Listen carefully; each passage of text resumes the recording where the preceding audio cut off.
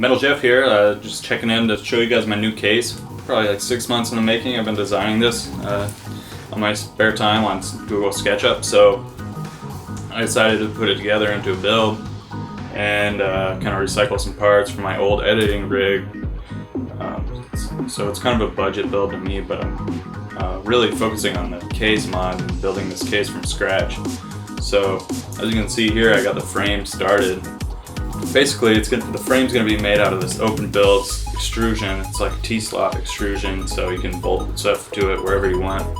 And then there will be panels of aluminum on the inside and acrylic on the outside, basically. Going for a really sleek, clean build.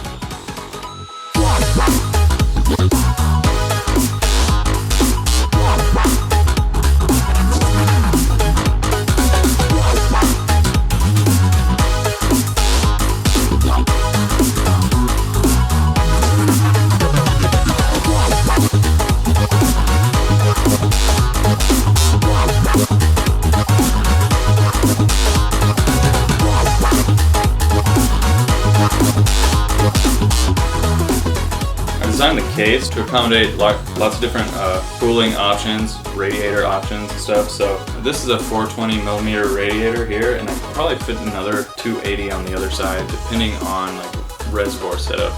But in this build, I'm going to be doing a tall cylindrical reservoir that goes through the floor into the bottom case where the pump will be. It's a rotated motherboard tray, so this will actually drop in and out. It's going to be kind of a you're going to be able to build on the tray and then drop it into the system, hook up all your cooling. I really like this open builds channeling because, like as you can see, the fans are all mounted right where they need to be, and all the cables are channeled down and come out right here at the bottom center.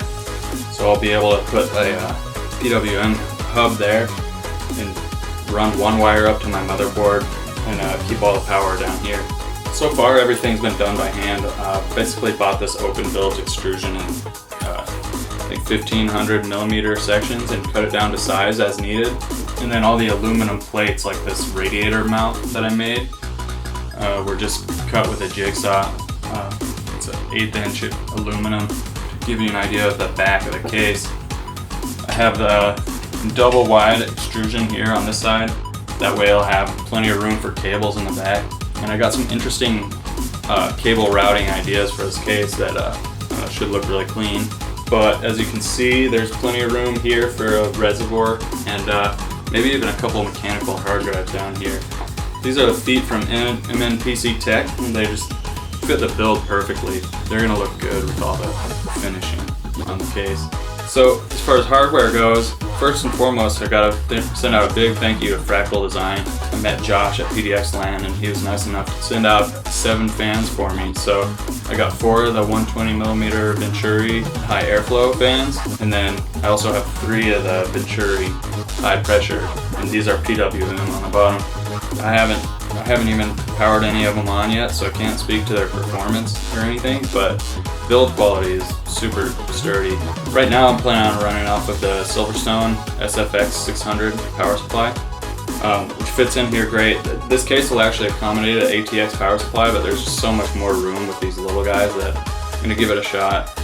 So this build's going to consist of a Rampage 3 Extreme, i7 950, probably 24 gigs of the Kingston HyperX RAM, GTX 980, it's a EVGA model, Bits Power CPU block, and a Bits Power video card block, and probably do Bits Power fittings.